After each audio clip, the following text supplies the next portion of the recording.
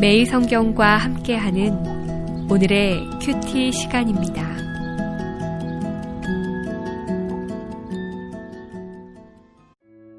(1월 22일) 오늘의 말씀은 마태복음 5장 13절에서 20절입니다.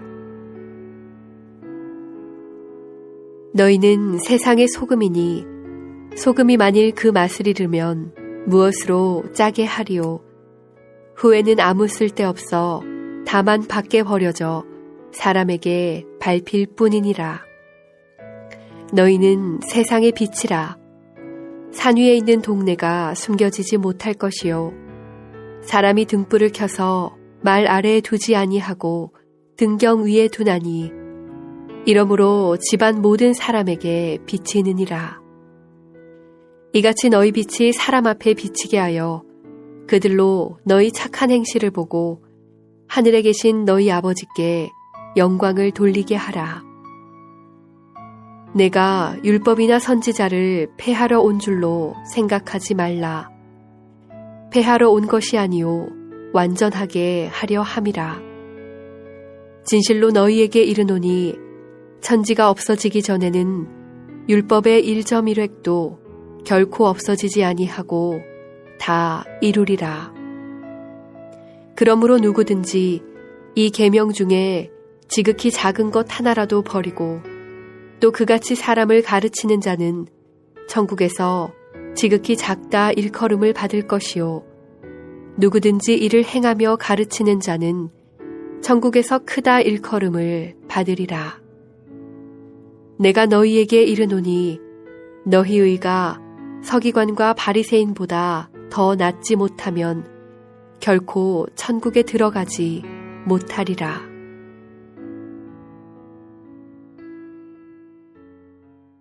산상수훈 두 번째 시간입니다. 세상의 소금과 빛, 율법에 대한 태도를 함께 나누겠습니다. 먼저 세상의 소금과 빛에 대한 말씀입니다.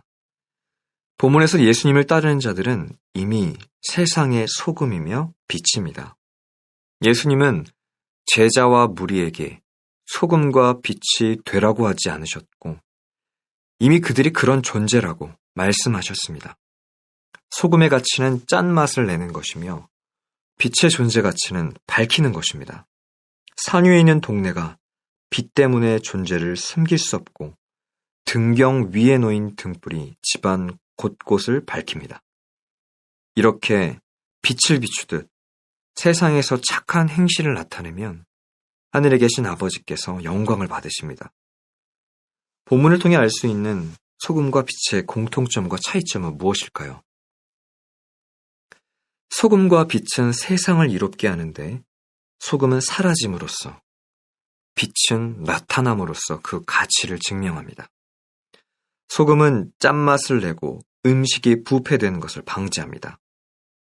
소금이 그 역할을 제대로 하려면 음식 안에 완전히 녹고 잘 섞여야 합니다. 소금이 그대로 남아있으면 제 기능을 다할 수 없습니다. 만약 소금이 맛을 잃으면 존재할 이유가 없어집니다. 길에 버려져 지나가는 사람들에게 밟히는 존재로 전락할 뿐입니다. 빛은 어둠을 밝힘으로써 자기 존재를 드러냅니다. 드러나지 않는 빛은 없습니다. 빛은 스스로 빛날 뿐 아니라 다른 것도 밝게 비추기도 합니다. 그리스도인은 세상이 부패하지 않도록 거룩한 삶의 본을 보이고 사람들이 하나님께 영광을 돌리도록 실천해야 합니다. 예수님을 따르는 사람은 선한 일을 감당할 능력을 이미 갖고 있습니다. 어떤 사람은 소금처럼 삶의 의욕을 잃고 절망과 낙심 가운데 지내는 자들을 일으켜 세워주는 역할을 감당합니다. 어떤 사람은 빛처럼 온갖 죄악과 부조리가 가득한 세상을 밝히고 진리를 선포하는 역할을 감당합니다. 우리 삶의 현장인 가정과 직장, 학교, 지역사회에서 소금과 빛의 사명을 감당하는 것은 선택사항이 아니라 우리의 당연한 본분입니다. 우리가 소유를 늘리고 높은 지위에 오를 때가 아니라 거룩하고 착한 행실을 할 때 하나님이 영광 받으십니다. 두 번째는 율법에 대한 태도입니다. 예수님 당시의 종교 지도자들은 자기들이 율법을 제대로 지키고 있으며 그 의로 천국에 들어갈 수 있다고 자부했습니다. 그러나 예수님은 서기관과 바리새인의 의보다 더 나은 의가 아니고서는 천국에 들어가지 못한다고 선포하십니다. 이것은 율법이 본래 불완전하거나 잘못됐기 때문이 아니라 율법의 근본 정신까지 완전하게 지킬 수 있는 자가 없기 때문입니다. 하지만 예수님은 율법이나 선지자를 폐하러 오신 것이 아닙니다.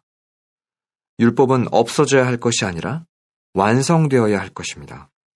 예수님을 통해 율법의 1.1회까지 결코 없어지지 않고 모두 이루어집니다.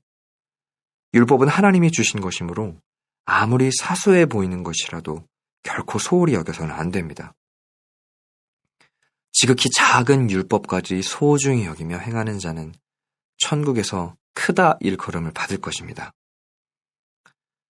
그러나 서기관과 바리새인의 의는 율법을 온전히 성취하지 못합니다. 예수님의 가르침을 받은 자들의 의가 서기관과 바리새인의 의보다 나은 것이 되려면 어떻게 해야 할까요? 그것은 율법의 성취자이신 예수님을 따르는 것이 곧 종교 지도자들의 의보다 더 나은 의를 소유하는 길입니다. 예수님 당시의 서기관과 바리새인들은 율법에 대해 크게 두 가지 잘못된 생각을 하고 있었습니다. 하나는 사람이 율법을 온전하게 준수할 수 있으며 자기들이 바로 그런 사람이라는 것이었습니다. 다른 하나는 그 율법을 준행하는 의로 천국에 들어갈 자격을 자기들은 갖고 있다는 것이었습니다. 그러나 그들의 의로는 결코 천국에 들어가지 못한다고 예수님은 선포하셨습니다. 우리 또한 외식적이고 행위적인 신앙생활에서 벗어나야 합니다. 율법의 근본까지 온전하게 성취하신 분은 예수님밖에 없으며 예수님을 믿는 자가 율법을 성취한 것으로 인정된다는 것을 알아야 합니다. 예수님은 종교 지도자들의 잘못된 율법 정신을 지적하셨습니다. 그리고 자신만이 모든 율법을 완전하게 이루셨음을 가르쳐 주셨습니다.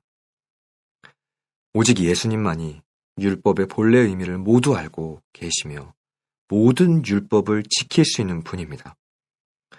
율법의 성취자이신 예수님을 믿고 따르는 자는 율법의 요구를 충족시킨 것과 같습니다. 예수님이 율법보다 더 나은 의입니다. 우리는 아무리 노력해도 천국에 합당할 만큼 완전해질 수 없습니다. 실제로 그 노력조차 내 것이라고 말할 수 없습니다.